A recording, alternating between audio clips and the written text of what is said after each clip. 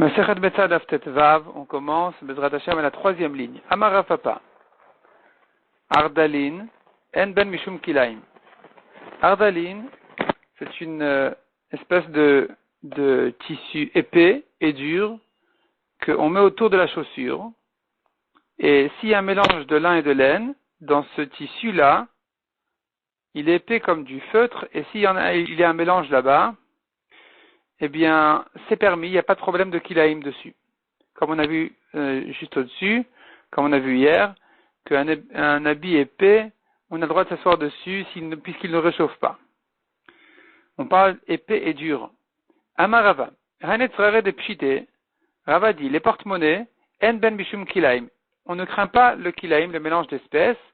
S'il y a un porte-monnaie de lin et laine, il n'y a pas de problème, même si on ne dit pas ça le réchauffe, parce que les pièces, elles vont durcir le tissu, et donc on ne craint pas ce problème.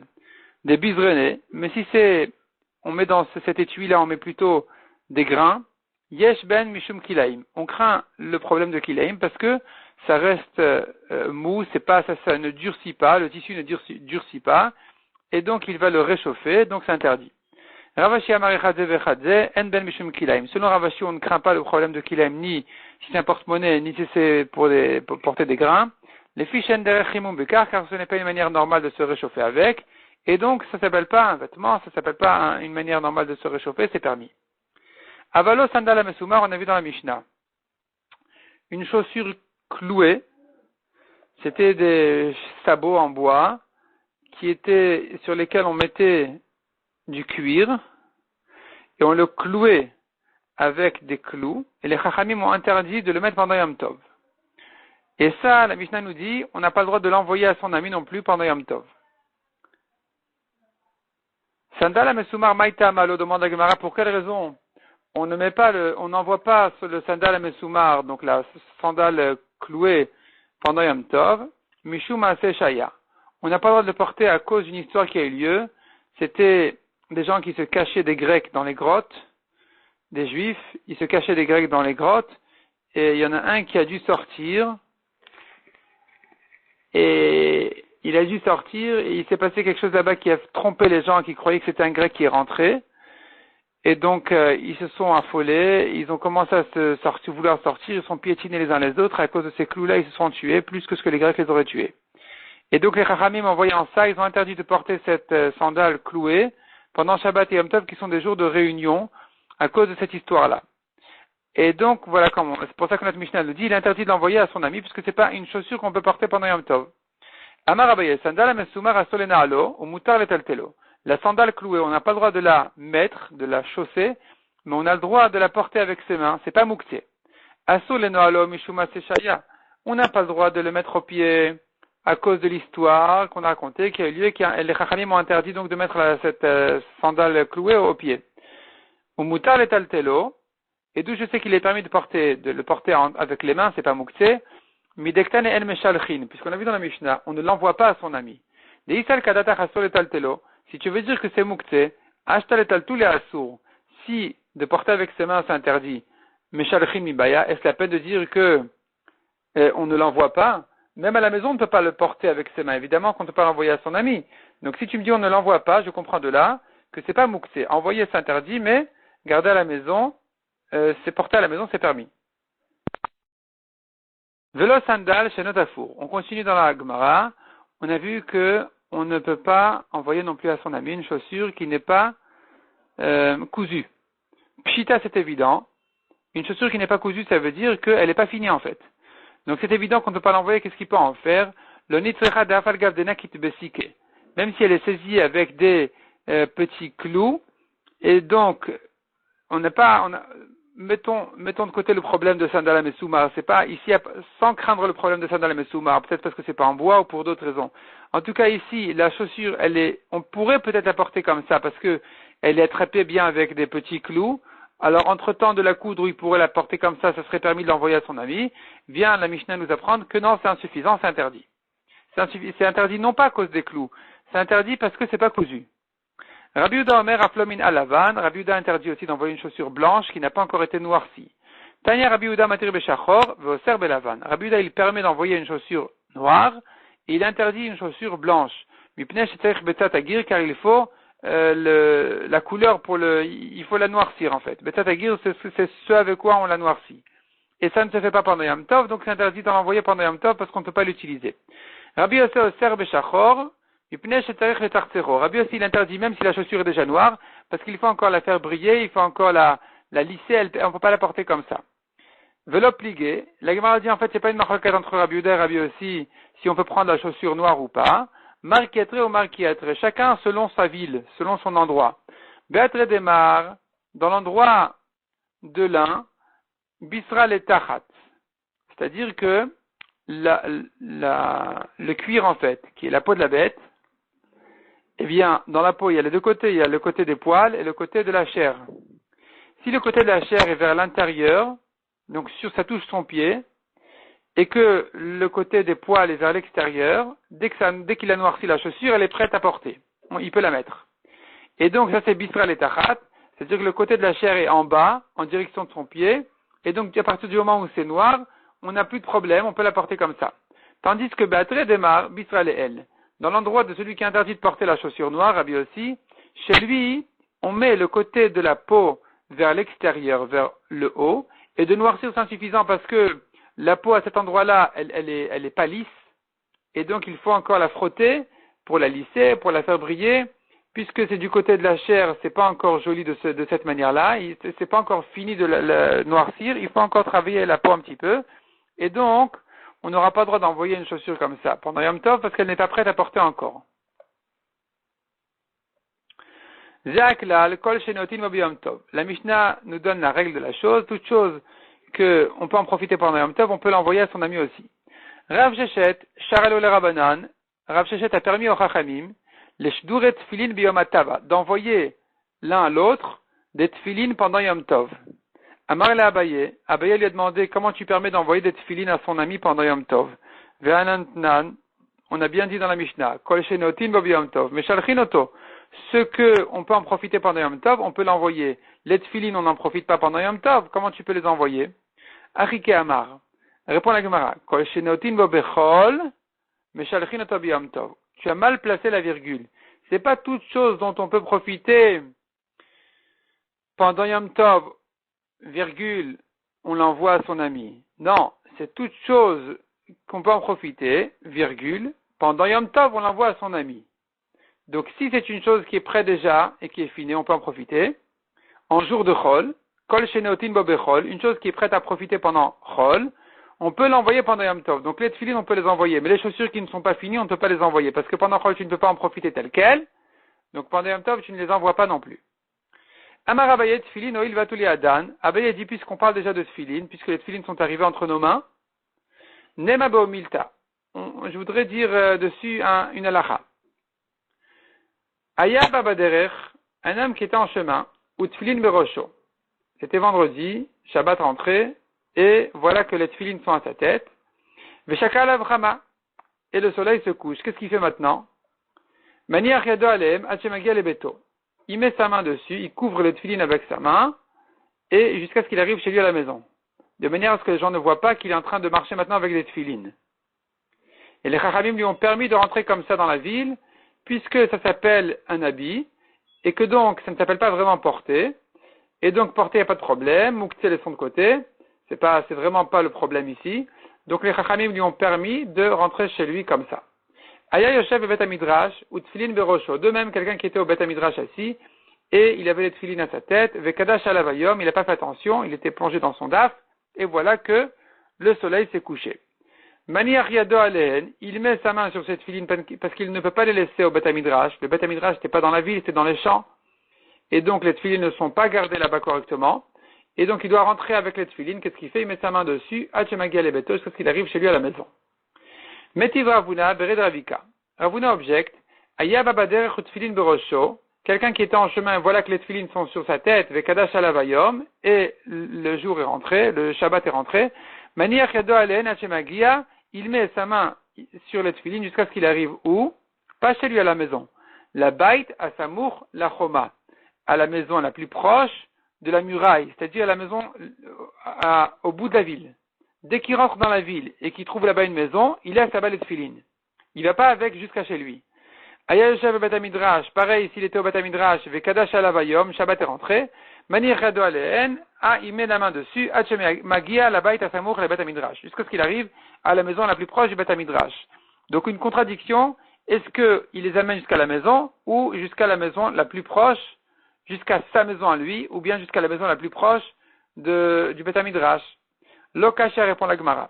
À des mintera de l'homme mintera. Ça dépend s'il peut les laisser dans la maison là-bas la plus proche du Bet Midrash, ou bien la dernière maison de la ville. Si ça sera, les tefilines seront gardés là-bas correctement, alors mintera, ça sera gardé, il doit les laisser là-bas.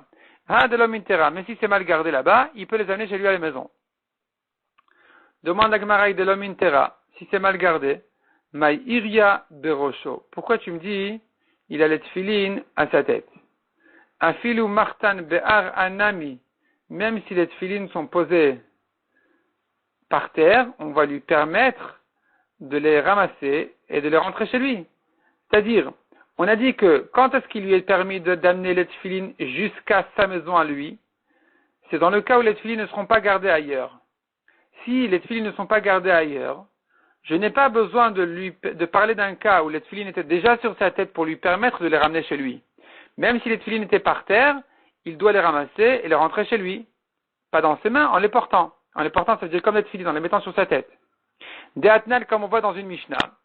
Amotet tefilin, celui qui trouve des tefilines dehors, pendant Shabbat, machnisan zoug zoug. Il met une paire après l'autre, c'est-à-dire il met le tefilin shel yad et tefilin shel rosh, et il rentre chez lui. Il ressort, il remet une deuxième paire, il y a des roches, il rentre chez lui, ainsi de suite. Donc tu vois que si les tefilines sont à un endroit où ils ne sont pas gardés correctement, on va lui permettre de les ramasser et de les rentrer chez lui. Donc pourquoi on a parlé d'un cas où elles étaient sur sa tête? Répond la Gemara Lokashia. Il y a 2 degrés de tefilines mal gardés. Hademin tera mahmat ganve ou mahmat kalve. Si les tefilines sont gardées et de voleurs et de chiens, alors il doit les laisser dans la maison la plus proche de la ville. La maison la plus proche de là où il était. Hademin tera mahmat kalve. Ce qu'on a dit que c'était mal gardé, c'est parce que c'est mal gardé, c'est-à-dire pas à cause des chiens. Les chiens ne vont pas toucher la balai de tefilines, mais c'est mal gardé des voleurs. Velomin tera mahmat ganve. On craint les voleurs. Si je crains les voleurs et pas les chiens, c'est là où je dis que si les tefilines étaient par terre, ils ne les ramassent pas. Puisque les chiens ne vont pas les tripoter, alors ils ne les ramassent pas même si ça sera volé. Si les tefilines sont à sa tête, on ne va pas lui demander de les laisser ici à un endroit où ça risque de se faire voler. Puisque les tefilines sont déjà à sa tête, on va lui permettre de les ramener jusqu'à chez lui à la maison. Si par contre les tefilines ne sont gardées ni des chiens ni des voleurs, on va lui permettre de les ramasser et de les rentrer chez lui. Donc nous avons ici trois degrés. Nous avons les tefilines qui sont gardées, il doit les poser ici. Il les enlève de sa tête pour les laisser ici. Si c'est bien gardé, il les laisse ici. Si c'est gardé à moitié, c'est-à-dire c'est gardé des chiens mais pas des voleurs, alors on ne va lui permettre de les rentrer jusqu'à chez lui, alors qu'il aurait pu les laisser ici, que si les tefilines étaient déjà à sa tête. Mais si tu trouves des tefilines dans un endroit où ça risque de se faire voler, mais pas de se faire tripoter par des chiens, tu les laisses. Si par contre, ça risque de se faire tripoter par des chiens, c'est là où on a tout permis. Il les ramasse, il les met un à sa main, un à sa tête, et il rentre comme ça chez lui à la maison. Maoudetema, qu'est-ce que tu aurais pu dire? C'est quoi le chidouche ici? J'aurais pu croire que Rov Listim Israël Ninu, Velomezal Zelebou, la majorité des voleurs sont juifs, comme ça j'aurais pu croire, et qu'ils ne vont pas, ils vont pas mépriser les tefilines. Ils vont savoir respecter les tefilines. Et si c'est comme ça, alors même si les tefilines sont déjà à sa tête, j'aurais pu croire qu'il doit les laisser à la maison la plus proche. Même si ça risque de se faire voler, ce n'est qu'une perte d'argent. C'est pas un problème pour les tefilines, c'est un problème pour lui. Et donc, il devrait les laisser ici, puisque les chiens ne les tripotent pas, les voleurs ne vont pas les jeter, alors il devrait les laisser ici. Kamash Malan, qu'on dit pas comme ça, on dit que on craint quand même que les voleurs traitent mal les tefilines, et donc on va lui permettre, puisque les tefilines sont déjà sur sa tête, de les rentrer jusqu'à chez lui et ne pas les laisser à un endroit où ça risque de se faire voler. Si les tefilines étaient par terre, j'aurais dit tu les laisses par terre. Malgré que ça risque de se faire voler, puisque les chiens ne vont pas les tripoter. Mais si les tefilines sont déjà sur sa tête, on va lui dire, ne les enlève pas pour les laisser à un endroit où ça risque de se faire voler, parce que les voleurs ne savent pas respecter les tefilines, contrairement à ce que tu aurais pu penser. Et donc, tu les laisses sur ta tête jusqu'à ce que tu arrives chez toi à la maison, et là-bas, tu pourras les enlever. Adranalar, bêta. On tourne la page. On commence maintenant le deuxième pérec qui va traiter la halakha de Eruv Tavshilin. Alors, Eruv Tavshilin, on sait bien, si Yom Tov tombe avant Shabbat, vendredi, ou jeudi-vendredi, on n'a pas le droit de cuire de Yom Tov à Shabbat. Pour cuire de Yom Tov à Shabbat, il faut avoir cuit déjà un petit peu avant Yom Tov pour Shabbat, et là-dessus, on aura le droit d'ajouter encore d'autres cuissons de Yom Tov à Shabbat. Mais pas commencer la cuisson de Shabbat pendant Yom Tov. Et c'est ça ce qu'on appelle Eruv Tavshilin, ce qui sera traité ici longuement dans ce pérec. Donc la Mishnah nous dit, Yom Tov shechal yot erev Shabbat, un Yom Tov qui tombe vendredi. Lo yavashel batrila, il n'a pas le droit de commencer à cuire, mais Yom Tov le Shabbat de Yom Tov à Shabbat. De Yom Tov au jour même de Yom Tov, c'est permis. Mais faire le repas de Shabbat, commencer à les cuire pendant Yom Tov, c'est interdit. Aval mevashel ou Yom Tov, il peut par contre cuire vendredi pour Yom Tov, vendredi même. Veimotir, otir le Shabbat. Et s'il reste, eh bien, il mangera les restes pendant Shabbat. Autre solution, c'est la solution qu'on appelle Eruv Tavshilin, qui veut dire, qu'est-ce qu'il doit faire? Veose Tavshil merev Yom Tov, s'il veut, il devrait le faire, il commence à cuire avant Yom Tov, pour Shabbat, Vesomer alav le Shabbat, et là-dessus, il continue à cuire pour Shabbat, même pendant Yom Tov même. Bet Shammai omrim shne tavshilin, selon Bet Shammai, il faut 2 plats cuits, ou Bet Hillel omrim tavshil echad. Selon Bet Hillel, il suffit d'un seul plat cuit. Un œuf, c'est suffisant. Veshavin, bedag ou betza she'alav, Bet Shammai sont d'accord que s'il a cuit un poisson avec l'œuf dessus, ils avaient l'habitude d'ouvrir un œuf sur le poisson et de le cuire comme ça, Bet Shammai sont d'accord que c'est considéré comme deux plats cuits. Shen et shne tavshilin. Ce sont 2 plats cuits, et donc il y a le poisson, il y a l'œuf, et donc même Bet Shammai seront d'accord qu'on aura droit ensuite de cuire de Yom Tov à Shabbat. Achalo oshe avad, s'il a mangé le Eruv Tavshilin avant de cuire ce repas de Shabbat pendant Yom Tov, ou bien que ça s'est perdu, lo yavashel alav batrila, il n'aura plus le droit de cuire maintenant de Yom Tov à Shabbat puisqu'il a perdu son Eruv. Ve'im shiyer yumenu kolshu, mais s'il en reste même un tout petit peu, somer alav le Shabbat, il peut s'appuyer sur ce qui reste pour se permettre de cuire de Yom Tov à Shabbat. Demande à Gemara Menan et Miledou, on a pris cette idée-là d'interdire de cuire de Yom Tov à Shabbat. Amar Shmuel d'Amar Gra, on l'a pris du Passouk, on a pris le principe du Passouk, parce qu'en fait c'est pas Minatora, c'est Midrabanan, mais on s'est appuyé sur le Passouk qui dit Zachor et Yom à Shabbat le Kadesho. Souviens-toi du jour de Shabbat pour le sanctifier. Et qu'est-ce qu'on apprend de là? Zochreu, souviens-toi. Pourquoi tu te souviens de Shabbat? Qu'est-ce qu'on vient te dire en te disant de te souvenir de Shabbat? C'est que tu risques de l'oublier. Mais Zochreu me'acher shebal ashkicho. Donc tu dois te souvenir de Shabbat à cause d'un jour qui risque de le faire oublier. Donc il s'agit de Yom Tov vendredi, et à cause de Yom Tov on risque d'oublier Shabbat. Il va s'enfoncer dans les grands repas de Yom Tov. Il va oublier qu'il faut préparer quelque chose pour Shabbat, qu'il faut laisser un bon repas pour Shabbat. Et donc la Torah vient nous dire, attention, souviens-toi de Shabbat. Et puisque la Torah nous dit, souviens-toi de Shabbat, c'est pour ça qu'on a donné la solution de Eruv Tavshilin. Tu ne cuis pas de Yom Tov, tu ne commences pas à cuire de Yom Tov à Shabbat, et tu commences à cuire avant Shabbat, de manière à garder la conscience qu'il y a Shabbat qui suit, et qu'il faut garder des bons repas pour Shabbat. Maïtama. La Gemara demande, mais quelle est en fait la raison du Eruv Tavshilin? La Gemara demande plus d'explications. Amar Rava Kadesh Ivror Manay Afal Shabbat ou Manay Afal Yom Tov. De manière à ce que il pense déjà pendant Yom Tov, avant même Yom Tov, qu'il prévoit. C'est en fait pour qu'il prévoit ce repas de Shabbat. Pas qu'il se laisse aller dans le repas de Yom Tov et qu'il oublie complètement le repas de Shabbat. Shabbat va arriver, il va manger une tranche de pain avec du sel. Donc on lui dit, attention, il y a Shabbat qui arrive. Et c'est pour ça qu'il doit faire son Eruv Tavshilin, parce qu'en commençant à cuire avant Yom Tov pour Shabbat, il se souvient qu'il y a un jour important encore avec de repas de Shabbat. Ravashi Amar, deuxième raison, Kedesh Yomru. La raison, en fait, selon Ravashi, elle n'est pas comme Rava.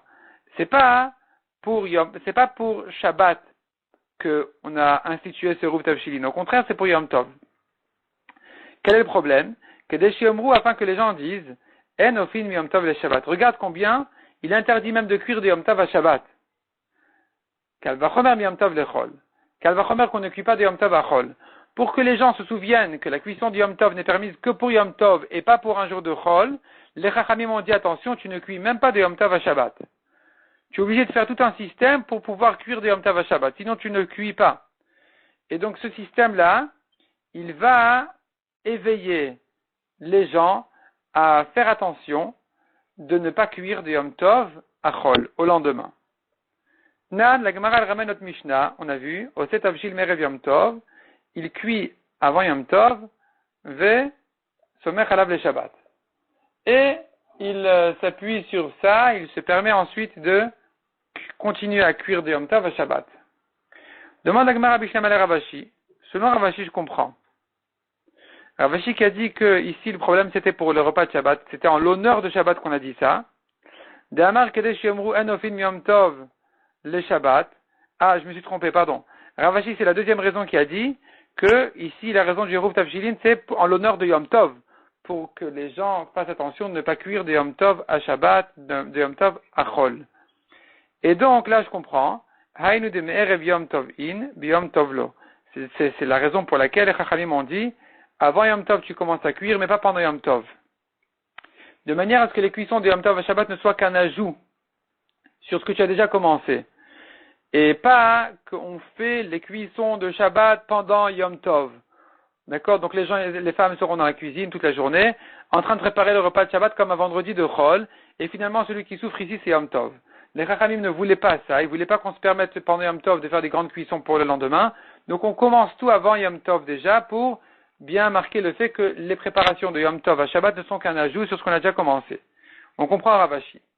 Et là les Rava, selon Rava qui dit que le système de Ruv Tavshilin est en l'honneur de Shabbat. Yom Erev Yom Tov. Pour quelle raison tu me dis de commencer les repas de Yom Tov, de Shabbat, avant Yom Tov? Afilu Yom Tov Nami.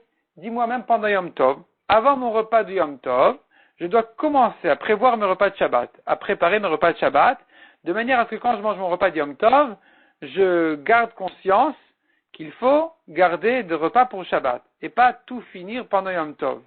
Donc il aurait été suffisant de commencer à cuire pendant Yom Tov même pour Shabbat, du moment que c'est avant le repas et que ça me rappelle de faire attention à garder des repas de Shabbat. Pourquoi on m'a demandé de commencer à cuire avant Yom Tov? Répond la Gemara Nachenami, c'est vrai effectivement, il aurait été suffisant de dire de commencer à cuire même pendant Yom Tov à Shabbat, et la Gzera Shema Yifsha. C'est une Gzera des Chachamim qui ont craint que si tu lui dis de commencer à cuire de Yom Tov à Shabbat avant le repas de Yom Tov, il risque d'oublier. Puisqu'il est préoccupé par le repas de Yom Tov, il va oublier de préparer Shabbat, et finalement il va se retrouver sans Eruv Tavshilin. C'est pour ça qu'on lui dit, avant Yom Tov même, tu commences à prévoir ton Shabbat et à commencer à cuire. Vetan amaitila meacha. La Gemara dit jusque-là, on a vu une raison du Pasuk, qui nous a dit de se souvenir de Shabbat, et donc c'est pour ça qu'il faut s'en souvenir en faisant un système de Eruv Tavshilin, un rappel de Eruv Tavshilin. Nous avons un Tana qui s'appuie sur un autre Pasuk. Le Pasuk qui dit, le Pasuk en parlant de la manne tombée vendredi en double quantité, et Moshe Rabbeinu leur a dit, la deuxième quantité, c'est pour Shabbat. Ce que vous devez cuire, les cuissons que vous faites habituellement, faites-les aujourd'hui déjà pour demain. Donc le pain, vous le faites aujourd'hui, les autres repas, vous les faites aujourd'hui. C'est ce que dit le Pasuk, et Asher tofu et fou. Ce que vous pensez cuire comme pain, faites-le déjà aujourd'hui, vendredi. Mais Tachat et Vachelou, Bachelou. Est-ce que vous voulez cuire comme plat, cuit? Faites-le aujourd'hui. Mikan Amar Rabbi Elazar. Mais Rabbi Elazar, il s'appuie sur ce pasuk pour faire une autre dracha en disant Enofin, elle a la fouille. On ne cuit du pain que si on a déjà du pain cuit. C'est-à-dire, si j'ai commencé à cuire du pain avant Yom Tov, je peux continuer à cuire du pain pendant Yom Tov pour Shabbat. Si j'avais commencé à cuire pour Shabbat avant Yom Tov, je peux continuer pendant Yom Tov. Et c'est ça ce qu'on apprend du pasuk. Et Asher tofu et fou. Si vous avez déjà du pain cuit, vous avez le droit de continuer à cuire du pain. Mais tachat et vachelou, si vous avez déjà un plat cuit pour Shabbat, vous pouvez continuer à cuire, bachelou. Ve'en vachlin, je continue dans la Gemara, ve'en vachlin et là la mevouchal. De même, on ne cuit pas le repas de Shabbat que si on a commencé déjà avant Yom Tov. Mikan tamkou chachamim le rouvet avshilin, minatora. C'est de là où les chachamim se sont appuyés sur ce pasouk-là pour instituer le rouvet avshilin en s'appuyant même sur un pasouk de la Torah. Tanoura banan, Masé Rabbi Eliezer, Shaya Yoshev Vedoresh, Kol Hayom Kulo, Bilchot Yom Tov. C'est l'histoire de Rabbi Eliezer, qui était au Beth Midrash, il enseignait la halachot de Yom Tov toute la journée. De Yom Tov. Yatzta Katrishona. Un premier groupe de gens se sont levés pour sortir pour leur repas de Yom Tov. Amar Halalu Bale Pitasin. Rabbi Eliezer a dit, ceux-là sont des grands mangeurs. Ils ont des grands tonneaux. Kachnia, un deuxième groupe se sont levés pour partir. Enfin, groupe, ils ne sont pas regroupés pour se décider de sortir. Mais au bout de quelques temps, il y a encore d'autres personnes qui sont levées pour rentrer chez eux manger. Amar halalou balei chaviyot. Rabbi Eliezer a dit cela, ils ont des tonneaux à manger et donc ils sortent tôt encore du Beth Midrash, au milieu du shiur. Kachlishit, troisième groupe qui sont levés à sortir. Amar halalou balei kadin. Ceux-là ont des cruches à manger. Enfin, c'est des quantités, des plus petites quantités, mais ils ont quand même des bons repas. Vite, les quatrième groupe qui s'est levé, Amar halalou balei la guinine, c'est plus petit que Kadin, plus petit que les cruches de Kadin. Katramishit, Amar halalou balei kosot. Quand le cinquième groupe s'est levé à sortir pour le repas de Yom Tov, Rabbi Eliezer a dit, ceux-là, ils ont des verres à boire. Hitrilou katshishit la tête. Quand le sixième groupe s'est préparé s'apprêtait à sortir, Amar halalou balei meera. Le Beth Midrash commençait à se vider et Rabbi Eliezer il les a maudits. Halalou balei meera. C'est une malédiction.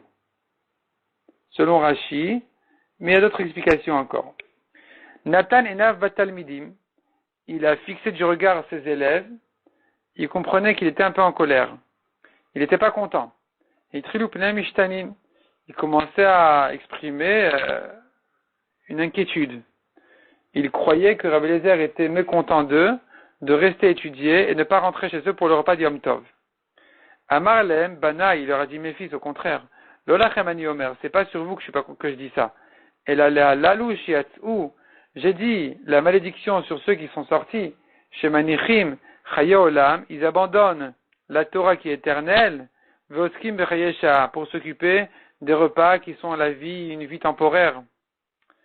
Et donc Rabbi Eliezer, il n'était pas content de ceux qui sortaient pour le repas de Yom Tov alors qu'ils devaient rester au Beth Midrash étudier. Bishat Ptiratan, quand ils se sont levés sortir, le dernier groupe, le cours s'est terminé. Rabbi Eliezer a terminé son cours de Yom Tov. Amar Alaim, il leur a dit, Lechu, il leur a dit le pasuk qui dit, Lechu ichlou mashmanim, allez manger des repas gras, ushtu mamtakim, et buvez des boissons mamtakim sucrées. Veshilchu manot len nachono, envoyez des repas à ceux qui n'en ont pas. Ki kadosh hayom ladonenu, car ce jour il est saint pour notre maître. Ve'al te'atzevu, et ne vous attristez pas. Ki chedvat Hashem imauzchem, car la joie d'Hashem c'est elle qui va vous renforcer. Rashi explique, la joie d'Hashem que vous faites dans le repas de Yom Tov, elle va vous renforcer à les payer. Amar Mar, la Gemara reprend ce qu'on a vu ici, chez Manichin Chaya Olam, Ve'oskin Bechayesha. Rabbi Eliezer il a dit, ceux-là, ils abandonnent la vie éternelle pour s'occuper d'une vie temporaire. Demande la Gemara Vasimchat Yom Tov Mitzvah. Le repas de Yom Tov, la joie de Yom Tov, c'est une mitzvah, c'est pas une vie temporaire. C'est une vie éternelle, c'est la mitzvah. Répond la Gemara, Rabbi Eliezer l'etame. Rabbi Eliezer lui pense pas comme ça. D'Amar Simchat Yom Tov Reshut. On a entendu Rabbi Eliezer déjà dire que le repas de Yom Tov ne sont pas obligatoires. L'Etane Rabbi Eliezer Omer, En oladam b'Yom Tov, un homme ne doit faire pendant Yom Tov, et la ochel veshote, soit il s'assoit, il mange et il boit, il fait ses repas de Yom Tov, il fait la fête, il fait la joie, o yoshev veshone, soit il étudie. Et donc, selon Rabbi Eliezer, c'est pas la peine de forcément de sortir au milieu du cours pour aller au repas de Yom Tov. Tu peux tranquillement rester étudier, et avec ça, tu t'acquittes de la mitzvah du jour, parce que tu as le choix soit de faire des repas, soit de consacrer la journée à Hachem. Yoshev Veshone, il s'assoit, il étudie. Rabbi Yoshua Omer, Rabbi Yoshua n'est pas d'accord avec Rabbi Eliezer et il dit non. C'est pas il a le choix de faire soit l'un soit l'autre. Chalkeu, tu dois partager le jour. Chetio Lachem, Chetio Lachem. Moitié du jour pour Hachem, moitié du jour pour vous. Donc moitié du jour, c'est la tfila, c'est le limoud, et l'autre moitié l'étude de la Torah, et l'autre moitié, c'est le repas et la joie. Et c'est comme ça qu'il faut faire. Amar Rabbi Yochanan u'shneim mikra echad darshu. Rabbi Eliezer et Rabbi Yoshua, les deux ont appris du même pasuk. Katuv echad omer. En fait, ils ont fait la même dracha. Ils s'appuient sur les mêmes psukim. Katuv echad omer. Nous avons un pasuk qui dit Atzeret l'Hashem Elokecha. Yom Tov de Shavuot est consacré à Hachem ton Dieu. Donc consacré à Hachem ton Dieu, ça veut dire tu t'assois, tu étudies, tu fais tes tfilotes, tu fais des téhilim toute la journée. Les Katuv echad omer. Atzeret Yelachem. Un autre jour, un autre pasuk qui dit Atzeret Shavuot sera pour vous. C'est votre fête. Faites la fête. Mettez-vous en état de joie, de repas, de fête. Haketzad. Comment résoudre la contradiction entre les deux psukim? Nous avons deux réponses. Celle de Rabbi Eliezer et celle de Rabbi Yoshua. Rabbi Eliezer, ça va au Kula Lachem, au Kula Lachem. Rabbi Eliezer, il dit, soit tu choisis, soit tu consacres toute la journée à Hachem, soit tu consacres toute la journée pour tes repas, pour vous-même, votre plaisir. Évidemment, il ne s'agit pas d'un plaisir sans intérêt. Il s'agit d'un plaisir dans le sens de se réjouir des mitzvot, de se réjouir, c'est-à-dire on exprime la joie par des repas, par une joie, par la fête, mais en fait, le fond de l'esprit de la chose, c'est la fête sur la Torah et les mitzvot. Donc chaque fête, elle a ses choses. On fait des chants du Yom Tov pendant le repas, et on dit des divrei Torah, évidemment. Mais l'esprit, il est qu'on fait la fête maintenant parce que Hachem nous a sortis d'Égypte à Pessah, il nous a donné la Torah à Shavuot, et ainsi de suite. À Sukkot, parce qu'il nous a gardés dans le désert, dans des cabanes, ou dans les Ananekavot, dans les nuages. Et donc, tu peux choisir entre t'asseoir et étudier toute la journée, ou bien faire des repas pour te réjouir de la mitzvah. Ça, c'est ce que Rabbi Eliezer y pense. C'est pour ça que Rabbi Eliezer, il n'était pas content de ceux qui avaient choisi de rentrer manger, alors qu'ils auraient pu rester, étudier toute la journée. Ve Rabbi Yoshua Savar, Chalkeu. Rabbi Yoshua, il dit, il faut partager la journée. Chetio Lachem, Ve Chetio Lachem. Moitié à Hachem, Tfila, Torah, moitié pour vous, c'est le repas. On raconte sur un Admor, il avait terminé la Tfila, et il s'apprêtait donc au repas d'Yom Tov, un grand Admor des générations d'avant.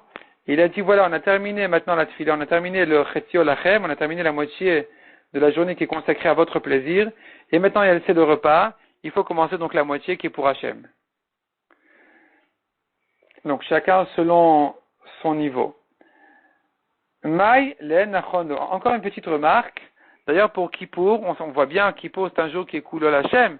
Où je trouve le parallèle, le Lachem de Kippour, eh bien on dit que c'est Purim justement.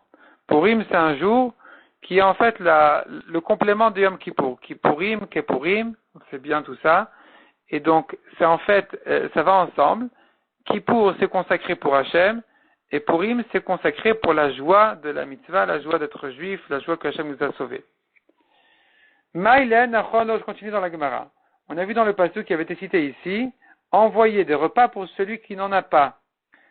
Amar, et qu'est-ce que ça veut dire? Amar avriza le micheloniach eruvet avshilin. C'est celui qui n'a pas préparé son eruvet avshilin et il s'est coincé maintenant, il est bloqué, et donc il faut lui envoyer ce repas. Ikadamri, il y en a qui disent, Micheloi yalona niach eruvet avshilin. C'est celui qui ne pouvait pas faire son eruvet avshilin, à qui on doit envoyer, on doit penser à lui, on doit lui envoyer ce repas. Aval Misha yalona niach eruvet avshilin. Mais celui qui pouvait le faire, Vela niach, il n'a pas préparé son eruvet avshilin, poshéaou. Il est fautif. On l'accuse de ne pas l'avoir fait. Et donc, on n'a pas à lui envoyer ce repas, qui se débrouille. Que veut dire la fin du passage qui dit c'est la joie d'Hachem qui va vous renforcer. Amar Rabbi Yochanan, Mishum Rabbi Eliezer, Rabbi Shimon, Amar Lem Akadosh Baruch Hu Israël. Akadosh Baruch Hu a dit à Israël, Banaï mes fils, lèvez-vous alai, empruntez sur mon compte, Vekadeshu Kdushat Hayom, et sanctifiez le jour par des grands repas, Ve'aminubi, faites-moi confiance, Ve'ani Poria, je vais rembourser. Empruntez, faites des repas d'Yom Tov, faites-moi confiance, je vais rembourser. C'est ça ce que dit le Pasuk. Chedvat Hashem, la joie d'Hachem, elle va vous renforcer. Le repas, la joie que vous faites pour Hachem, elle va vous renforcer elle-même à vous trouver de quoi payer les frais du repas de Yom Tov.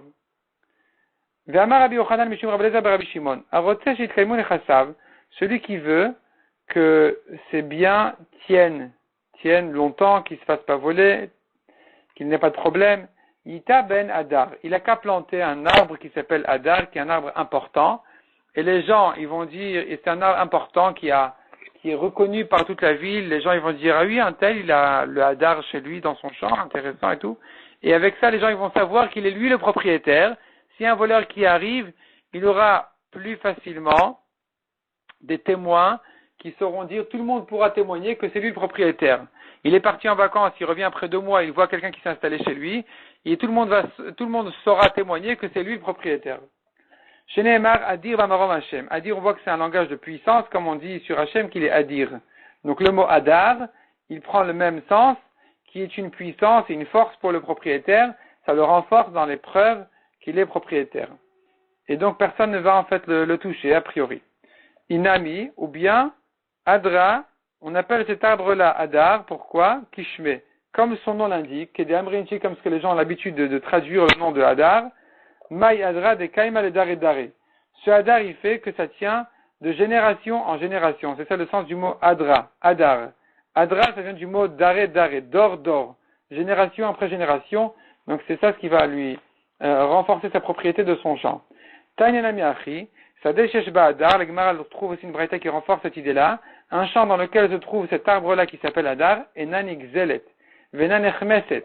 Ce champ-là ne sera pas volé facilement. Venan Echmeset, ça veut dire, c'est Hamas. Hamas, ça veut dire acheter de force. Parce que tout le monde saura témoigner qu'il n'était pas, que celui qui est installé maintenant dans le champ, c'était pas lui le vrai propriétaire. On peut retirer Mishtamrin, et d'ailleurs, ces fruits se gardent aussi. Rachid demande en quoi ces fruits se gardent. Rachid dit, je ne sais pas en quoi ces fruits se gardent. Il donne là-dessus 2 explications. Soit cet arbre-là, il est planté sur les frontières du champ, il a beaucoup de branches, et donc il sert de barrière au champ. Soit c'est une sorte d'herbe qui a une odeur spéciale, qui tue les insectes. Et donc les fruits, ils sont bien gardés là-bas. La Gemara, dans le daf suivant, elle va continuer un peu ce qu'on a vu ici, que les repas d'Yom Tov ne sont pas, ils sont remboursés en fait. Hachem, il les rembourse. Et donc on verra l'enseignement connu qui dit que la parnassa d'un homme, elle est fixée depuis Rosh Hashanah.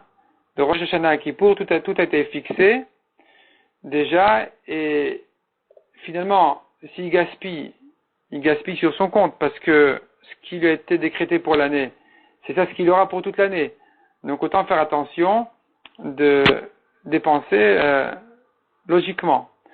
Et par contre, les dépenses de Shabbat et Yom Tov, les dépenses des écoles de Torah pour ses enfants, ça rentre pas dans le compte. Si tu ajoutes, on va t'ajouter. Si il paye moins, il recevra moins. Ça, c'est pas sur son compte. Mais tout le reste est décrété de Rosh Hashanah à Kippour. Il y a un riche qui est venu chez Rav Steinman, et c'était pendant les 9 jours de Tisha B'Av, avant Tisha B'Av. Il avait une grosse affaire à faire.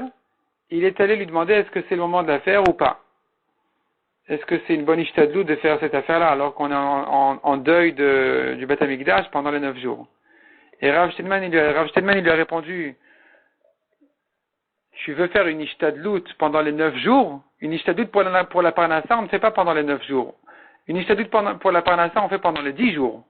La ishtadlout de la parnassa pour de vrai, elle ne se fait dans l'année que pendant les 10 jours de Rosh Hashanah à Kippour. Les Aseret Yemei Teshuvah, c'est là où tout est décrété. C'est là le moment de se renforcer dans les tefilot, dans les tzedakot, dans la teshuvah, de manière à avoir une bonne année et que Kadosh Baruch Hu nous accorde Gmar Chatima Tova, une bonne et douce année à tous.